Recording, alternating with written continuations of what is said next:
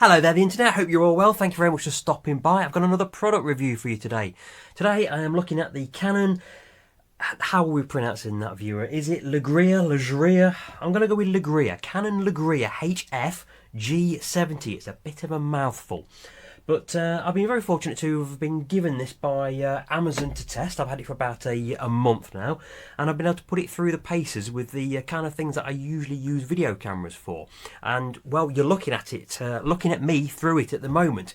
It sits just behind my laptop, and I tend to do all my game streaming on YouTube when I'm playing Gran Turismo or Dirt Rally or Street Kart, and I cast it onto Streamlabs, and I have a little picture of me in the corner of the game screen.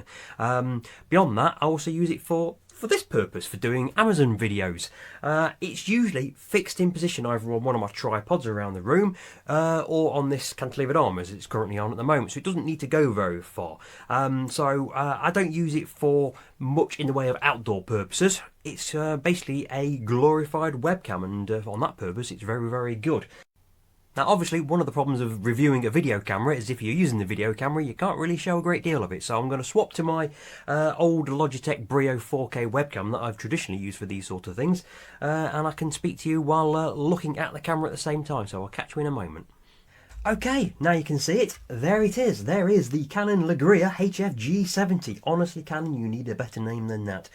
But there you go. It's the compact video camera. I say compact camera.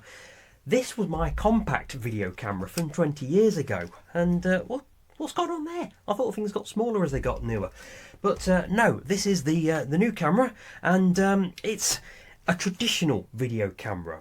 It's something you might be used to seeing your mum and dad having from the 80s and 90s. It's traditional in the sense that you put your hand through there, and it's a fixed lens, so you can't interchange it like you can with a DLSR or a mirrorless camera, and you pretty much control it one-handed like that. You don't really use your other hand on it, so everything it should be to hand here. Now I'll do you a quick tour around the camera. You get a traditional lens cap like that, or you get this hood mount. The hood mount itself has got a built-in lens cap like that, which is what I tend to use when it's sat up over there on top of my computer. It's got a manual focus ring there, which you can use by selecting manual or automatic there, and those are your zoom controls just there. The viewfinder, if you wish to use it, comes out like that. There's a battery with a release switch there. The record button is back there, and I'll come on to that in a moment. There's a menu button there and a toggle joystick to control around the menu screen. The screen flips out like that, and it could be rotated around like such as that. In fact, let's turn it on. You turn it on with this switch here. You pull it backwards to go into playback mode, so you can see all your recordings and photographs, or you push it forward for turning the camera on. And you'll see it's not automatic. It's not really quick. There's a couple of seconds delay before you actually can get into actually using it. But there is the screen, and you can use it in selfie mode as well if you truly wish to. The screen is touchscreen, and it's actually very, very good.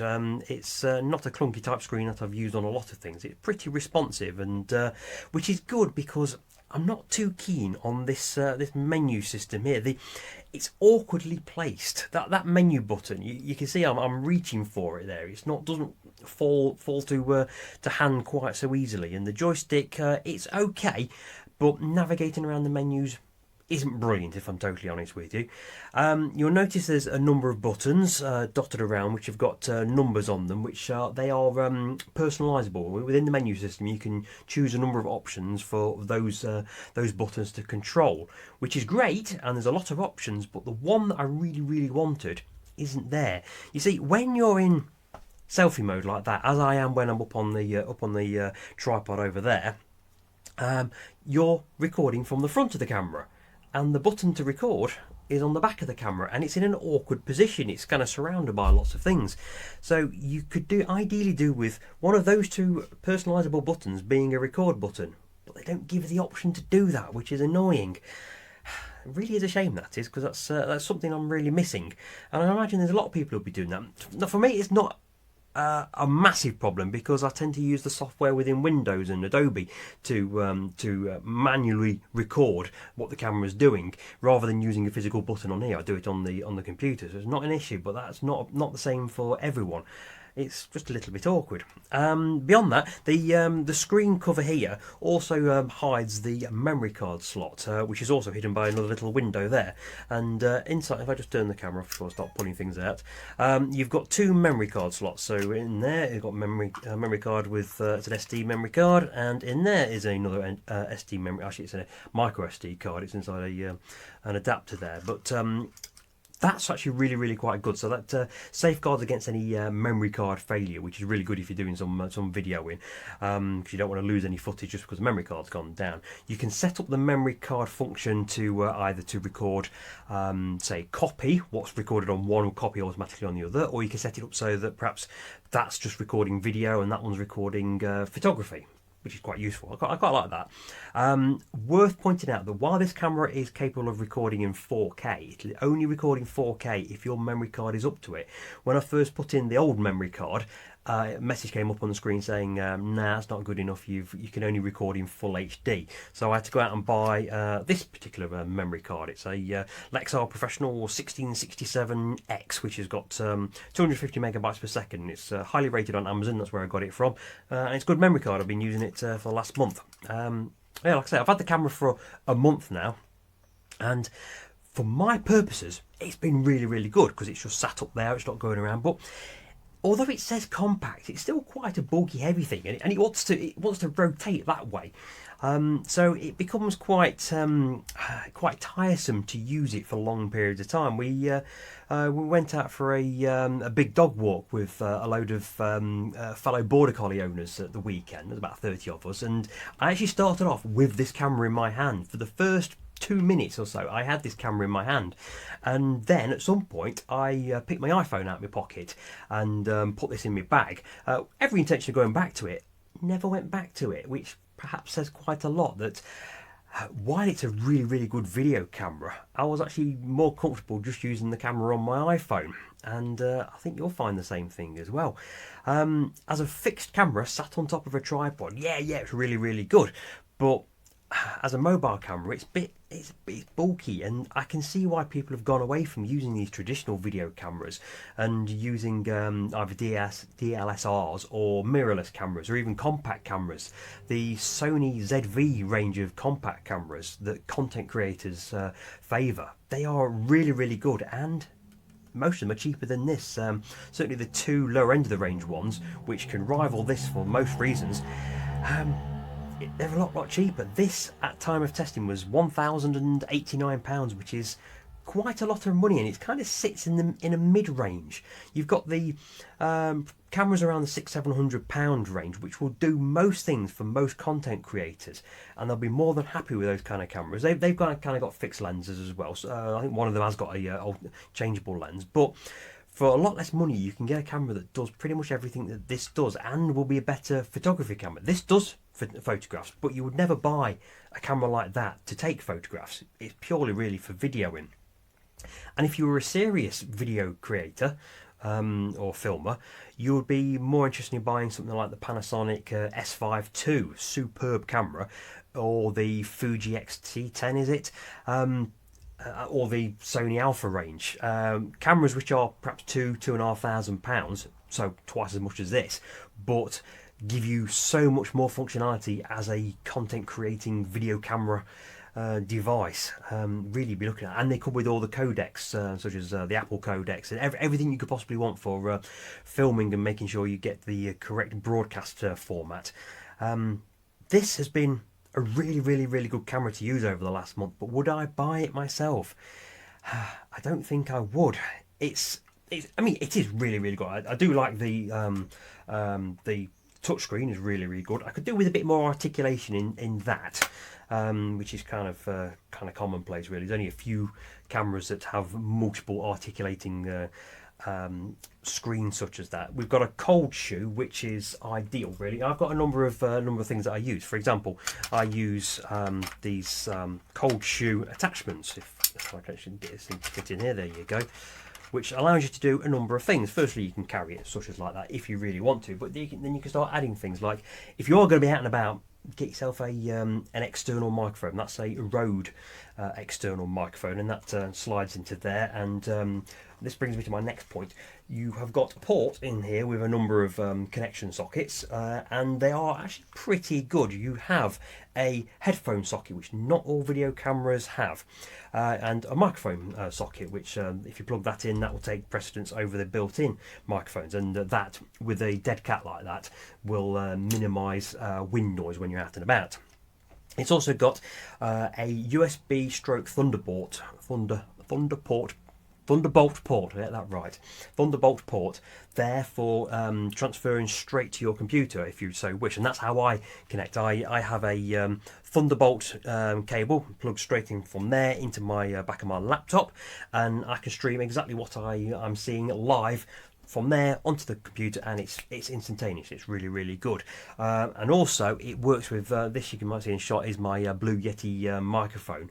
When I'm using this, what I'm hearing and seeing when I'm reviewing the footage is instantaneous and synchronized. When I'm filming from that, my Logitech Brio, the sound is 4 to 5 frames behind. I have to edit this in post in Adobe Premiere to make sure the sound syncs up. But with that and that, it's instantaneous. That's a good thing. It's also got a micro or mini HDMI port, which it's nice. It's got a HDMI port, but it could really do with being a bigger HDMI port. I reckon with a bit of play around there, they could have put a full-size HDMI port in there, because most people have HDMI cables which would work from there and plug straight into your TV. It's an extra expense. I mean, I've got one around the back of there, and it cost me like 15-20 quid or whatever, probably a couple of years ago. I've got one. It's not a problem, but it's an extra expense if you've got to buy an extra HDMI cable which you don't already have. You could also use the USB-C to HDMI type cables if you've got some of those. I've got a few down here, and they work quite nicely. At the back of here, you've also got another USB stroke Thunderbolt type port there. That's for your power in. Now, the mains adapter that comes with it will plug straight into that USB-C shaped port, or you can use something like a USB hub, or as I use, I've got one down here actually. I've got a 100-watt power bank, USB power bank, and that's great. So if I'm ever going to be out and about, that can power that really quite nicely for many chargers. I mean, it's expensive, but that's a very good option should you so need it. So the camera, for my purposes, has been really good. It's not waterproof, which would be nice if it was. So if I was ever to take it out and about with the say on dog walks or at the beach and whatever, it would be protected. It doesn't have that, which is a shame. But generally, the build quality is pretty good. These are just like rubber ports that close up here. Your zoom is there. Turn on and off there. It's quite a basic camera. I'm just slightly frustrated that you can't change that recording position to one of the personalisable buttons, but generally it's really nice. But for £1,089, I wouldn't spend my own money on that. It would need to be £200 to £300 cheaper for me to consider it, and even more for me to consider it a slam dunk, because at that price, at say £800, there's a lot of cameras available which will do just what that does.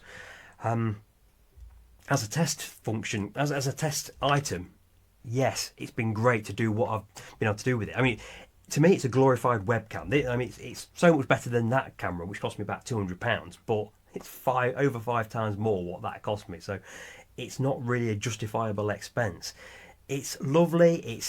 It's going to suit people who would prefer the traditional video camera format like that. It's almost like a point and shoot video camera. If you were to get a DSLR or mirrorless camera, they're complicated things. Yeah, you can change lenses around, but they are extremely complicated things to use. They're not for everyone to just pick up and shoot.